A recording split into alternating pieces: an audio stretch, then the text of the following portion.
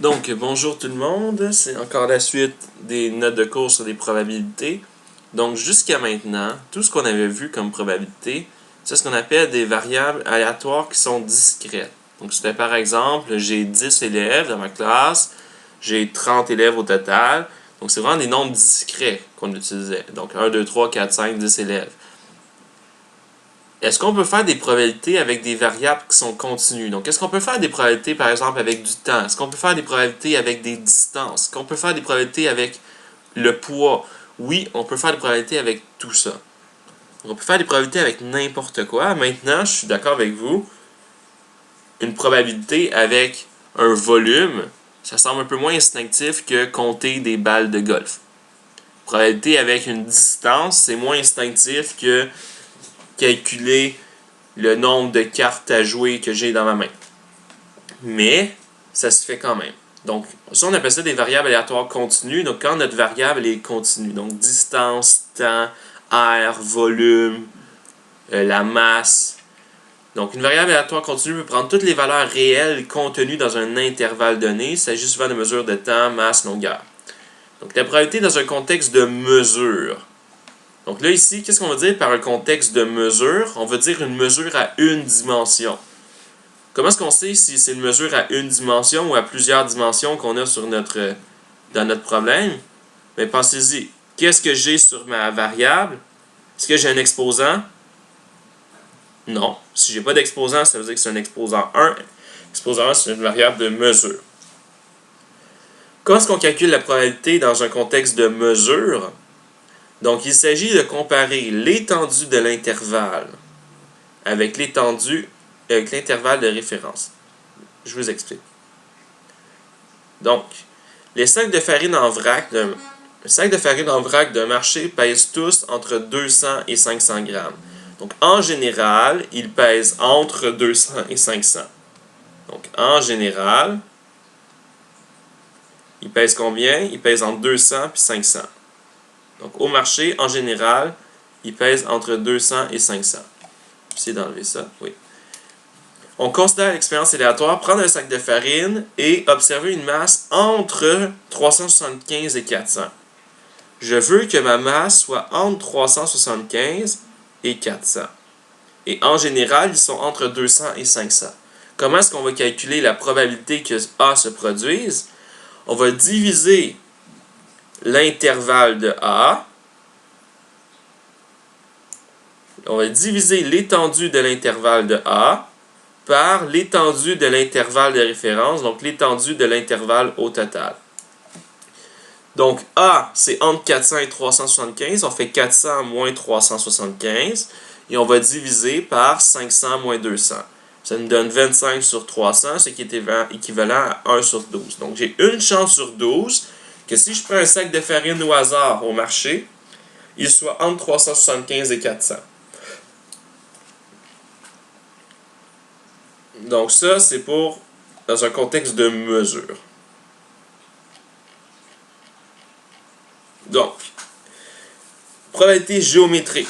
Dans un contexte de géométrie, il s'agit de comparer les mesures de longueur, d'air et de volume avec l'événement considéré comme...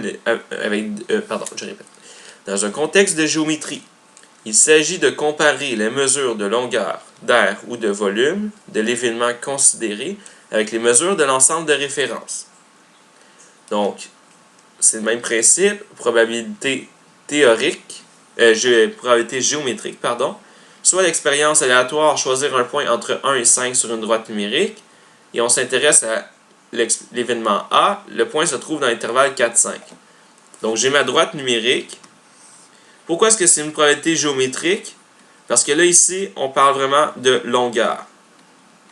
Donc j'ai ma droite qui va de 0, 1, 2, 3, 4, 5, 6. Donc, mon intervalle de référence, l'intervalle de oméga, autrement dit, c'est entre quoi et quoi? C'est entre 1 et 5. Donc, c'est tout ça ici. Et moi, je veux que ça tombe entre 4 et 5. Donc, l'événement A, c'est entre 4 et 5. Quelle est la probabilité qu'un point au hasard choisi dans oméga, je peux noter oméga si ça vous tente, ça c'est A. Quelle est la probabilité qu'un point choisi au hasard dans oméga se situe entre 4 et 5? Je vais faire l'étendue entre 4 et 5 divisé par l'étendue de l'intervalle de référence. Donc 5 moins 4, ça donne une étendue de 1.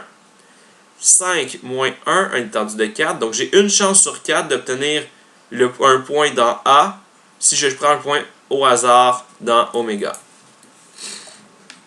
Donc la probabilité que le point se trouve dans l'intervalle 4-5 est de 1/4 ou 25%. Même chose. Soit l'expérience aléatoire, choisir un point à l'intérieur du carré ci-contre. Donc j'ai un carré mesurant 2 cm par 2 cm. Et à l'intérieur, j'ai l'événement B. Le point se trouve dans le disque gris inscrit dans le carré. Donc j'ai fait un disque dans le carré. Est-ce que le disque couvre tout le carré? Non. Le disque, c'est une partie du carré. Là, je mets un point au hasard. Est-ce que mon point au hasard il est sur une droite, à une dimension? Non. Mon point au hasard, c'est dans une aire. Je suis en 2 dimensions, on parle d'air ici. Donc mon point il est vraiment à 2 dimensions. Comment je fais pour calculer la probabilité de tomber sur la section grise? Je vais calculer l'aire du disque gris divisé par l'aire de oméga qui est l'aire totale. Donc je fais l'aire du disque gris, c'est pi r carré. L'aire du carré au total, c'est c au carré. Donc, l'aire du disque, c'est pi fois rayon. Rayon, c'est 1. Donc, pi fois rayon carré, pi fois 1 carré qui donne pi. Et l'aire totale ici, c'est 2 fois 2, 2 au carré qui donne 4. Donc, la probabilité que j'obtienne la section grise, c'est de pi sur 4. Pi sur 4, si on le calcule, ça me donne environ 0,785, c'est-à-dire 78,5%. Donc, j'ai 78,5% de chance de tomber sur la section grise si je mets un point au hasard dans mon carré. On poursuit. Donc, en probabilité, certains types de problèmes peuvent être efficacement résolus au moyen d'une stratégie de raisonnement probabiliste. Donc, voici 2 exemples. Donc, ici, il va juste dire que... non, ça, je vais le faire plus tard. Donc, ça va être dans une autre vidéo, une prochaine vidéo. Donc, ce qu'on a vu aujourd'hui, c'est quoi? On a vu probabilité géométrique. Donc, probabilité géométrique, c'est quand on parle de longueur d'air ou de volume. Et on a aussi vu qu'on peut faire la même chose avec des contextes de mesure, donc des mesures en grammes, en millilitres, etc. En fait, ça va souvent être en grammes, les contextes de mesure. Donc, j'espère que vous avez apprécié la vidéo. Bonne chance, bonne étude, vous êtes capable.